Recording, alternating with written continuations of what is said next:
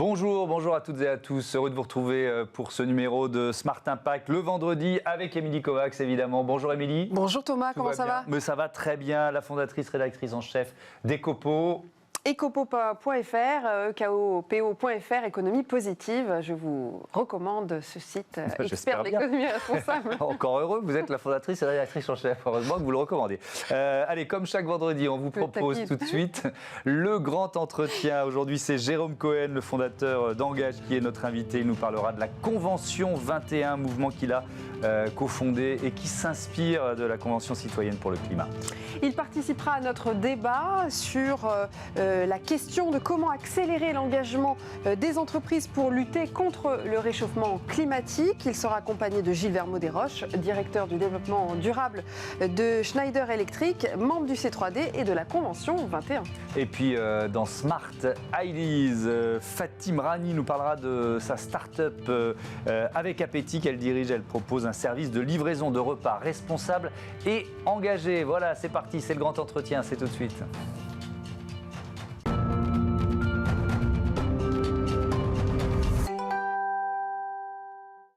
Et donc l'invité du grand entretien aujourd'hui, c'est Jérôme Cohen. Bonjour. Bonjour Thomas. Bienvenue, Bonjour, heureux de vous retrouver. Fondateur d'Engage, cofondateur donc de cette Convention 21 dont on va parler longuement. C'est pour ça que vous êtes notre invité dans ce grand format. Mais d'abord, quand même d'un mot, Engage, tout le monde connaît Engage. Mais c'est quoi? Pourquoi vous l'avez créé?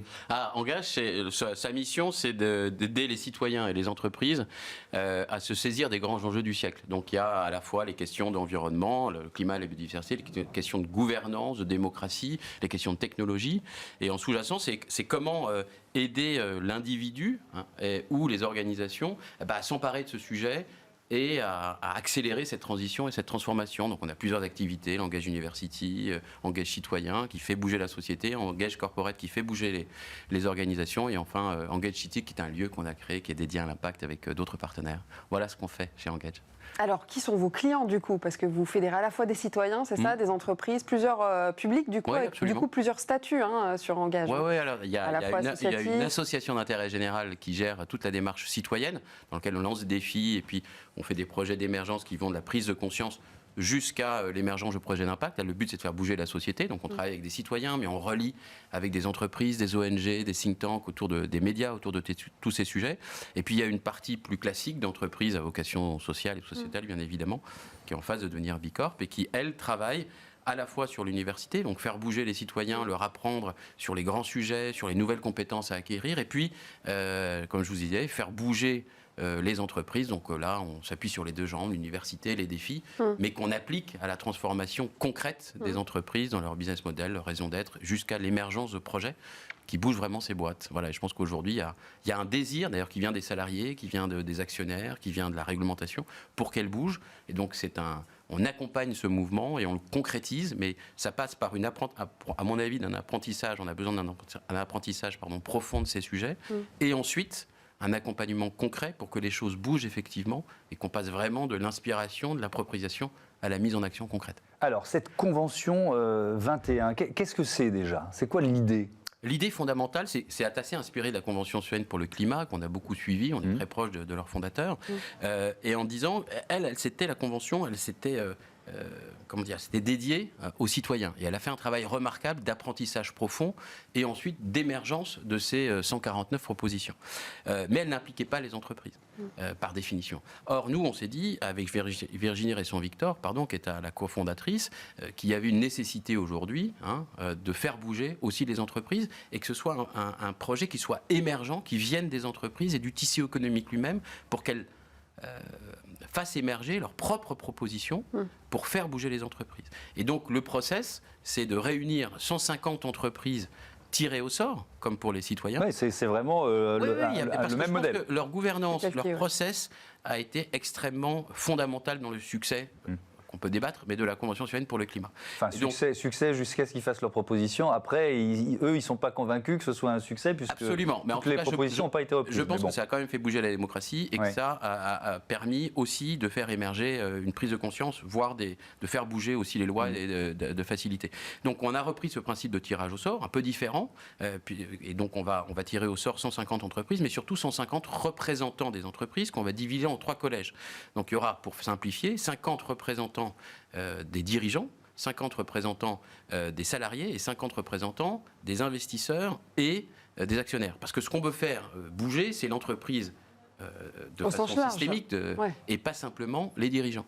Et donc ce process, il va durer 5 mois. J'expliquerai peut-être après la phase amont qui est fondamentale et la phase aval qui est fondamentale, mais le process va durer 5 mois, d'octobre à mars, où ces 150 vont travailler sur l'émergence de propositions pour faire bouger l'entreprise en interne, donc sur les questions de gouvernance, de business model, finance, marketing, etc., mais aussi de travailler sur un cadre législatif, parce qu'évidemment, c'est fondamental aussi que la sphère politique accompagne cette transformation pour des questions de compétition, pour d'équilibre. Et alors justement en amont, parce que vous dites que c'est fondamental, expliquez-nous justement ce qui se passe en ce moment du coup, parce que ça date, c'est tout frais.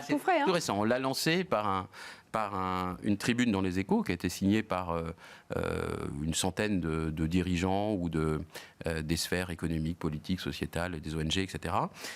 Et depuis, ce qui est fondamental, c'est les mots-clés, si vous voulez, c'est la représentativité, puisqu'on veut que ce soit tout le tissu économique, finalement, français qui porte ce mouvement et pas simplement les 150. Ça veut dire tous les corps de métier, tous les secteurs d'activité. Exactement. Donc le travail en amont... Toutes les tailles d'entreprise aussi, j'imagine. Absolument. Ouais. Ça, on pourra en parler dans le tirage au sort, mais il y aura plein de critères pour que ce soit représentatif, pas exactement du tissu économique si on n'aurait que des indépendants ou des mini-PME, parce que c'est la majorité, mais en tout cas que ce soit représentatif des territoires, des types d'entreprises, de leur taille, de leur chiffre d'affaires, etc. Et donc pour en revenir à votre question, Émilie, on va travailler sur... là, on travaille sur la constitution d'un réseau de partenaires qui vont nous aider en amont à faire émerger les bonnes questions, les interrogations profondes que se posent les personnes qui travaillent dans les entreprises. Donc c'est les C3D, tous les réseaux d'entreprises, exactement. Le CJD. Vous avez bien lu, remarquable. Donc il y a tous ces partenaires des réseaux d'entreprises, de dirigeants ou de salariés, des syndicats, mais on travaille aussi avec la sphère académique. Donc on est en train de tisser des partenariats avec des grandes écoles, des universités, des représentants des étudiants engagés. On travaille avec les syndicats d'entreprises, dont représentants du personnel. On va travailler avec des territoires. Et tous ces représentants, tous ces partenaires que vous avez cités, il y en a évidemment beaucoup d'autres, comme les dirigeants responsables de l'Ouest, Germe, etc., ils vont participer à partir du mois prochain à une plateforme d'intelligence collective où chacun va faire ressortir, avec tous ses membres, les questions, les interrogations fondamentales qu'ils veulent que les 150 résolvent. Ah d'accord, parce qu'en fait, ils vont donner une grille de lecture, c'est ça en quelque sorte, qui va permettre de cadrer les travaux de la Convention. Et qui nous aide à définir le programme, sur lequel on travaille évidemment déjà. Ça, ce sera la phase amont. On va aussi constituer en amont, on est en train d'y travailler, un centre de ressources qui sera pour les 150 au départ, donc ça peut être des études, des bonnes pratiques, etc., sur lesquelles on va les faire réfléchir. Et en aval de la...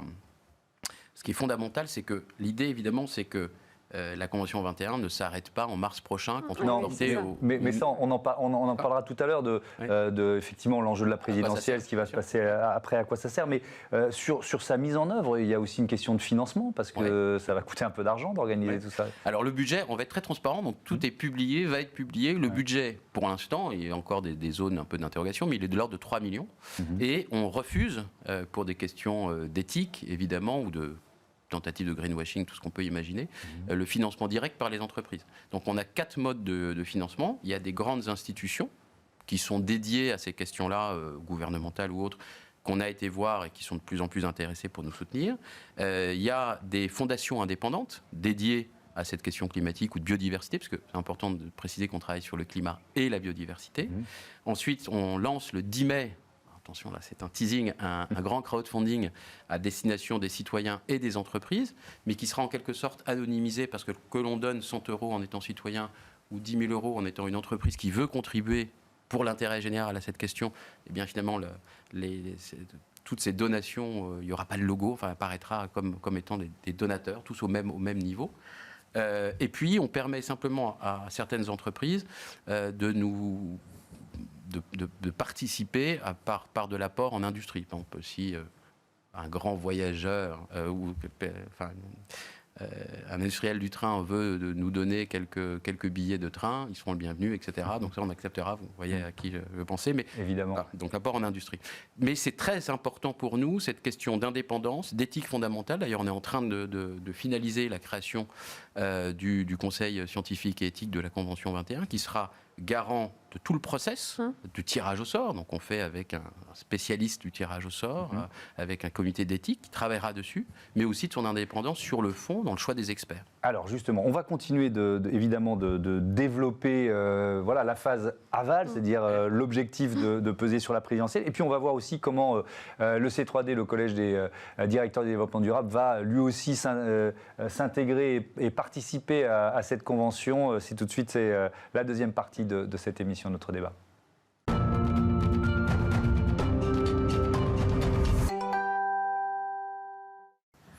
Comment accélérer l'engagement des entreprises pour lutter contre le réchauffement climatique? C'est le thème de notre débat du jour, avec toujours pour en parler Jérôme Cohen, le fondateur d'Engage et initiateur de la Convention 21, et avec lui Gilles Vermaux-Desroches, directeur développement durable de Schneider Electric, membre du C3D et également de la Convention 21. Bonjour Gilles, merci de nous rejoindre. Est-ce que vous pouvez nous expliquer la raison pour laquelle vous avez rejoint, vous êtes signataire de cette Convention 21? Moi, je suis signataire de cette Convention 21 avec beaucoup d'autres. Vous avez rappelé l'engagement du C3D. Il y aura aussi beaucoup d'autres réseaux, le Global Compact et d'autres, pour pouvoir considérer qu'au fond, il y a une accélération et qu'on est au temps de l'action. Dans ce temps de l'action, le sujet principal, c'est la question de l'impact et puis aussi d'écouter les acteurs. Parce qu'il est question de l'agenda des solutions, il est question de penser autrement cette transition, et on voit que pour penser autrement cette transition, il faut que tous les acteurs soient mobilisés. On avait l'habitude de dire le développement durable, c'est l'enjeu des grandes entreprises, c'est l'enjeu des grands acteurs, des grandes ONG, etc. Moi, je peux témoigner que d'abord au C3D, on est un mouvement de plus en plus large. C'est dire que dans beaucoup d'entreprises, il y a des acteurs qui s'occupent de la citoyenneté, de la responsabilité, du développement durable. Je pilote aussi d'ailleurs dans le cadre du C3D, mais aussi avec le MEDEF, la FEP, EPE, le Global Compact, le Pledge, c'est-à-dire un sujet sur lequel, certainement au mois de juin, 1000 entreprises françaises auront signé cet engagement pour dire qu'est-ce que dans les 3 ans elles font pour réduire leurs émissions carbone et s'engager dans une économie bas carbone. Je prends cet exemple parce que cet exemple est justement très lié à ce que fait cette convention. Elle s'engage dans une démarche dans laquelle tous les acteurs, toutes les entreprises ont quelque chose à dire sur le sujet. Et ça vaut le coup, 1, de les écouter. 2, ça vaut le coup tous ensemble de faire une introspection pour comprendre comment il y a une chaîne d'entreprises pour arriver à des solutions qui apportent quelque chose. Et la sobriété carbone, c'est une porte d'entrée dans l'univers de la RSE ? Oui, je pense que dans le cas présent, la sobriété carbone, mais en même temps tous les enjeux sociaux. On parle de RSE, on peut aussi parler de la place des jeunes dans la société et comment les entreprises ont certainement une bonne partie des solutions pour demain, pour des stages, pour de l'alternance, pour de l'emploi. C'est à la fois nécessaire pour ces entreprises pour être plus innovantes, mais à la fois une démarche de responsabilité. On ne construira pas le monde de demain sans eux. Donc, le climat, cette démarche sociale, cette démarche d'intégration, la question de la biodiversité. Voilà, c'est tous ces sujets. Les entreprises sont différentes.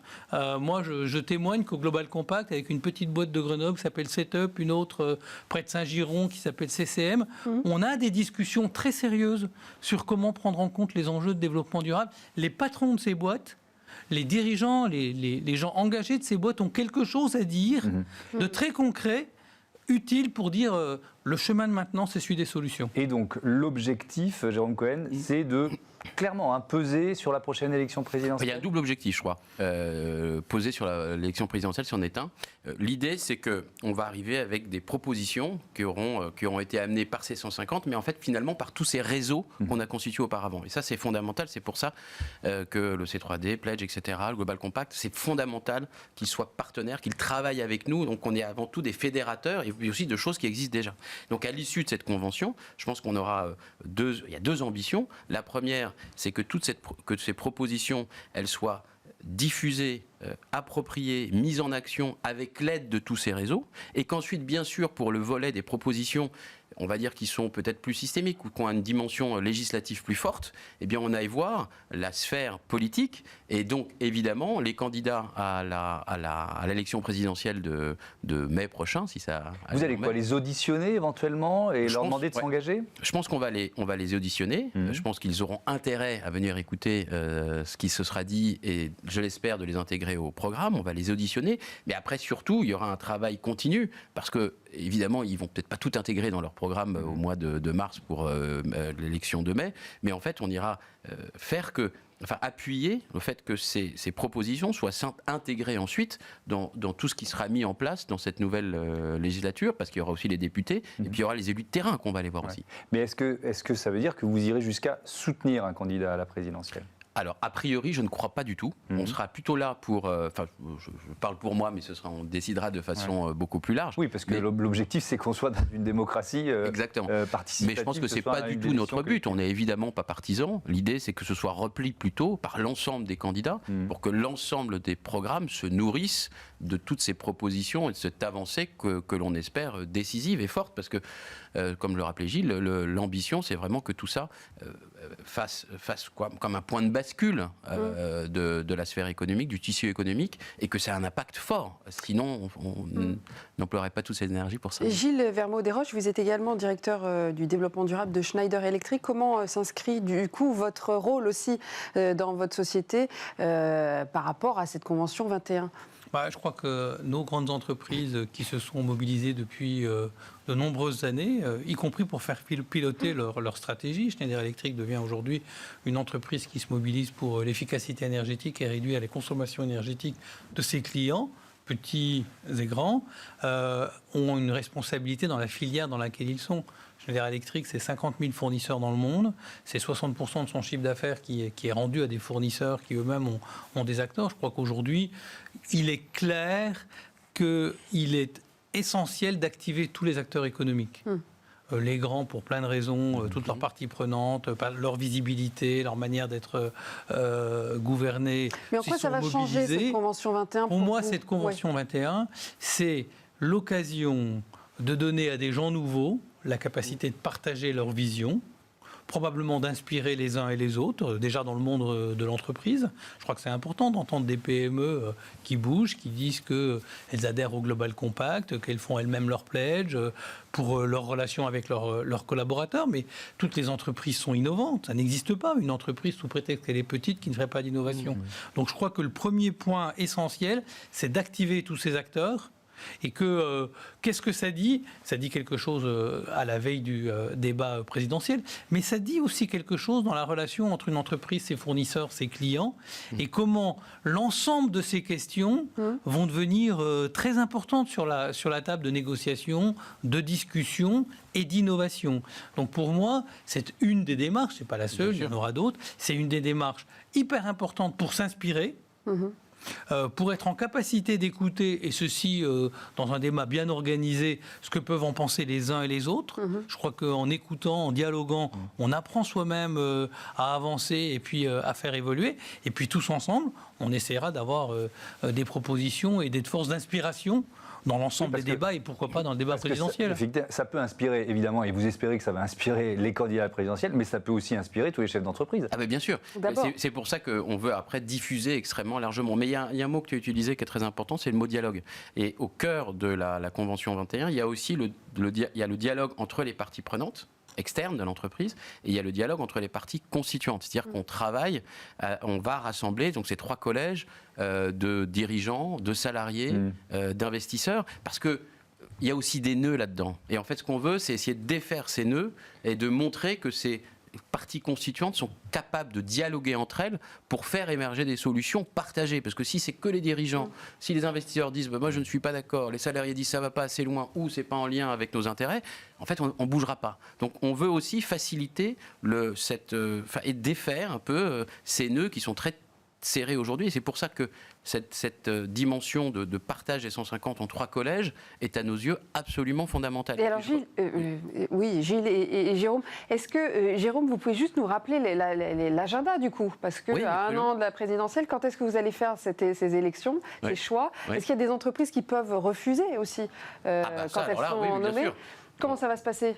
L'agenda, quand est-ce que ça va se Moins d'une minute pour dire Moins d'une minute. On commence maintenant. On fait la plateforme d'intelligence collective pour faire remonter. On a le centre de ressources. On commence le processus de tirage au sort qui va durer quelques mois à partir du mois de mai pour ensuite arriver au choix des 150 après l'été. Alors bien sûr, on va certainement contacter 20, 30 000, 40 000 entreprises pour finalement, in fine, tirer au sort les 150 qui soient bien répartis sur le territoire en fonction de leur taille, leur chiffre d'affaires, etc.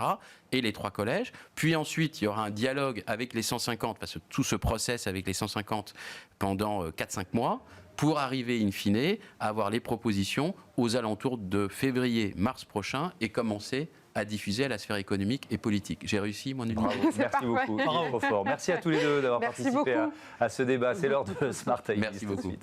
Merci. Smart Ideas avec BNP Paribas. Découvrez des entreprises à impact positif.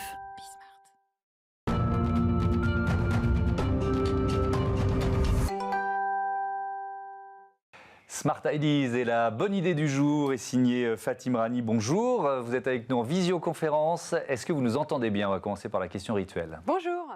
Oui, très bien. Bon. Vous dirigez avec appétit, vous l'avez créée quand cette start-up et avec quelle idée? Alors, on l'a créée en 2016. En fait, à l'époque, j'étais étudiante et je m'étais rendu compte qu'il y avait beaucoup d'entreprises, notamment en zone industrielle, qui n'avaient pas grand-chose pour manger à midi, qui devaient manger des sandwichs. Je me suis dit que c'était dommage parce que c'est très important pour moi de bien manger. Et je les ai mis en relation en fait avec des mères de famille qui habitaient dans le quartier pour qu'elles puissent leur cuisiner de bons petits plats maison. Alors, du coup, depuis 2016, vous connaissez 30% de croissance mensuelle, 20 chefs collaborent avec vous et vous comptez plus de 20 000 clients, c'est ça? C'est le bon chiffre que j'ai? Voilà, exactement. Alors, vous êtes combien de salariés aujourd'hui? C'est ma première question. Alors, aujourd'hui, on est une dizaine dans l'équipe. Et vous êtes engagés, c'est ça? Vous avez une politique salariale particulière, expliquez-nous. Alors aujourd'hui, nous on fonctionne uniquement. En fait, l'idée c'est de créer des emplois dans la restauration. Donc on accompagne des passionnés de cuisine professionnels ou en reconversion en partenariat avec Pôle Emploi pour qu'ils puissent se lancer, créer leur propre structure. Et en fait, on propose leur spécialité maison sur notre site internet. Donc l'idée, effectivement, c'est de pouvoir manger de bons petits plats faits maison, mais en même temps contribuer à la création d'emplois, que ce soit en restauration ou de pouvoir faire appel à des livreurs qui sont uniquement payés à l'heure, salariés.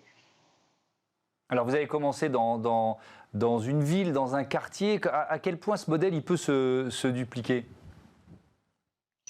Donc là aujourd'hui on est sur Paris et toute la proche périphérie, donc on livre toutes les villes limitrophes à Paris et en fait on peut se dupliquer assez facilement. Là l'objectif c'est de lancer de nouvelles villes d'ici à début 2022 parce que du coup là, on sélectionne en fait des chefs à chaque fois dans la ville pour qu'ils puissent proposer leurs bons petits plats aux habitants de la ville. Alors, avec appétit, c'est un service de livraison de plats zéro déchet, c'est ça? Comment vous vous engagez à faire du zéro déchet? Alors aujourd'hui, en fait, les clients ont la possibilité de se faire livrer dans des Tupperware consignés réutilisables. Donc l'objectif, c'est vraiment d'éviter tous les déchets et de pouvoir on paye une consigne, ils sont livrés dans les Tupperware et ensuite, donc lors de leur prochaine commande, ils remettent les Tupperware au livreur et comme ça, on fait laver en fait à haute température dans une machine professionnelle et ça permet d'être utilisé une centaine de fois et ensuite d'être transformé en revêtement de sol pour des cuisines. Donc voilà, d'avoir vraiment une seconde vie et d'éviter tout déchet. Est-ce que cette période, l'année qu'on vient de passer, elle a plutôt porté une activité comme la vôtre? J'imagine que oui. Alors au début, non. Au début, ça a été très compliqué parce que nous, on était réservé en B2B, c'est-à-dire qu'on proposait uniquement nos services à des entreprises partenaires, comme une cantine digitale. Donc forcément, vu que tout le monde s'est mis en télétravail du jour au lendemain, voilà, ça a été compliqué au début. Après, au premier confinement, l'objectif c'était de se rendre utile. Donc on a livré plus de 25 000 repas aux soignants, voilà, sans se faire de marge, mais voilà, pour pouvoir être utile. Et après, on a lancé la livraison à domicile. Et effectivement, sur la livraison à domicile, ça fonctionne très bien parce que voilà, là, l'idée, en fait, c'est de livrer des repas pour la semaine aux personnes en télétravail. Donc, comme ça, ils ont leur bon petit plat maison au frigo. Et puis, voilà, dès qu'ils ont faim, ça leur permet de manger sain sans avoir à cuisiner. Comment, en quelques mots, comment vous garantissez la qualité? Parce qu'il y a une variété de chefs, d'intervenants. Comment vous garantissez la qualité? Alors, effectivement, il y a une variété d'intervenants parce que l'idée, c'est vraiment de garder cet aspect artisanal et de cuisiner voilà, des repas de manière artisanale, garder le côté fait maison. Et on a en fait notre responsable qualité qui est le chef étoilé Christian Conticini qui coach les chefs. Donc lui, chaque matin, en fait, il fait le contrôle qualité, il goûte un échantillon de chaque plat et du coup, il va donner des conseils aux chefs pour qu'ils puissent améliorer leurs recettes constamment. Merci beaucoup, merci Fatim Rani, bon vent à votre entreprise avec appétit. Voilà, c'est la fin de cette émission, elle est passée vite. Elle est passée très vite, Thomas. C'était un bonheur. C'était un bonheur. Ça veut dire que c'était passionnant.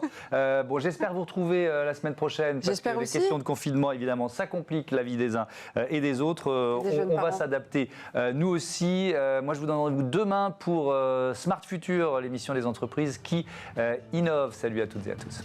Salut.